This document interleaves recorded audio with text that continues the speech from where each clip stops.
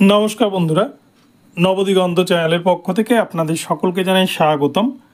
তো বন্ধুরা এখন আমি আপনাদের সাথে যে আপডেটটি শেয়ার করতে চলেছি সেটি হচ্ছে আগামী সোমবারই কিন্তু ভাগ্য খুলতে চলেছে কয়েক হাজার চাকরি প্রার্থীর এবং এই মামলায় ৪২,৯৪৯ প্যানেলের যে রিজার্ভেশন মামলা সেই মামলায় কিন্তু বড় নির্দেশ আসতে চলেছে আগামী সোমবার।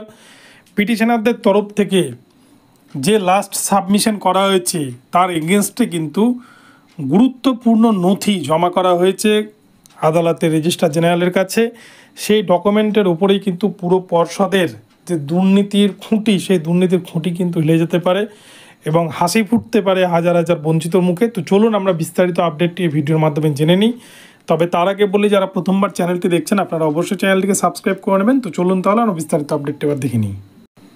তো বন্ধুরা আপনারা অনেকেই কিন্তু দীর্ঘদিন ধরে ৪২,৯৪৯ প্যানেলে বঞ্চিত হওয়ার পর আপনারা দীর্ঘদিন ধরে আদালতে দরজায় দরজায় ঘুরছেন, অনেকেই কিন্তু রাস্তায় আন্দোলন করছেন, অনশন করছেন, অনেকেরই কিন্তু এভাবে দিন কাটছে, দিনের পর দিন চলে যাচ্ছে, পুজোর পর পুজো আসছে, কিন্তু বেকারত্বের যন্ত্রণা থেকে মুক্তি পাচ্ছে না এবং পর্ষদের দুর্নীতির কাছে কিন্তু সকলকে হার মানতে হয়েছে। তো এর মধ্যেও কিন্তু বেশ কিছু ভালো খবর উঠে আসছে, যদিও দুর্নীতির অভিযোগ এখনও উড়িয়ে দেওয়া যায় না। আপার প্রাইমারি কাউন্সেলিং শুরু হয়েছে, নিয়োগপত্র পাচ্ছে প্রার্থীরা। তো সেক্ষেত্রে বেশ কিছু 14,000 মতো ক্যান্ডিডেটের মুখে হাসি ফুটছে। অপরদিকে মাদ্রাসা রেজাল্ট দিয়েছে, মাদ্রাসারও কিন্তু বেশ কিছু প্রার্থীর মুখে হাসি ফুটেছে যাদের চাকরি হয়েছে আর কি। তো এরকমই সকলেরই চাকরি হোক এটাই চাই। তো আগামী সোমবার দিন একটি গুরুত্বপূর্ণ মামলা ৪২,৯৪৯-এর যে রিজার্ভেশন বা কাট অফ মামলা, যেখানে দেখা গেছে যে প্যানেলে থাকা প্রার্থীর থেকে প্যানেলের বাইরে থাকা অর্থাৎ ইন্টারভিউ দেওয়া প্রার্থীর নম্বর ইন্টারভিউ ছাড়াই অনেক বেশি, তবুও তার চাকরি হয়নি, অথচ তার থেকে কম নম্বর পাওয়া ক্যান্ডিডেট সে 8 বছর ধরে চাকরি করছে, এরকম অভিযোগ উঠে এসছে এবং এরকম ঘটনা আমরা দেখছিও।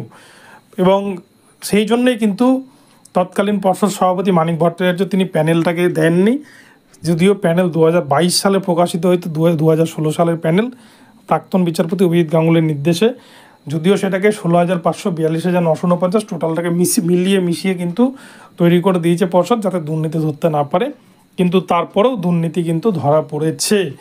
তো যাই হোক, সেগুলো ডকুমেন্ট নিয়ে কিন্তু আদালতে মামলা দায়ের হয়েছে এবং লাস্ট যে সাবমিশন তার এগেনস্টে গুরুত্বপূর্ণ বেশ কিছু ডকুমেন্ট কিন্তু জমা পড়েছে। তো সেই সমস্ত ডকুমেন্টের এগেনস্টে প্রাথমিক শিক্ষা পর্ষদের কাছে কোনো উত্তর নেই, তাদের কাছে খালি একটাই প্রশ্ন বা একটাই খালি যুক্তি, তাদের প্যানেল এক্সপায়ার্ড হয়ে গেছে। যদিও এটা নিয়ে কিন্তু সুদীপ্ত দাশগুপ্ত তিনি ভালো আর্গুমেন্ট করেছিলেন কয়েকদিন আগে যে প্যানেল দিলই না তো প্যানেল এক্সপায়ার্ড হলো কী করে, প্যানেল এক্সপায়ার্ড হলে তার নোটিশ কই বা এরকম বিভিন্ন যুক্তিগুলো কিন্তু দাঁড় করিয়েছিল। তার এগেনস্টে কিন্তু পর্ষদের আইনজীবীরা কোনো সদুত্তর দিতে পারেননি।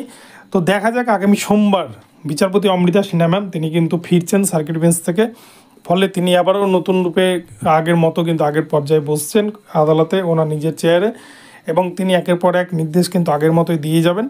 তো সোমবার দিন আশা করা যায় ৪২,৯৪৯-এর যে মামলাটি দক্ষিণ দিনাজপুরে রয়েছে সেই মামলায় কিন্তু যদি একটা ভালো রায় চলে আসে এবং বঞ্চিতদের যদি নিয়োগের অর্ডার হয়ে যায় তাহলে কিন্তু দেখা যাবে পুজোর আগেই আদালতে একটা লাইন পড়ে যাবে যে মামলা দায়ের করার এবং পিটিশনার হওয়ার।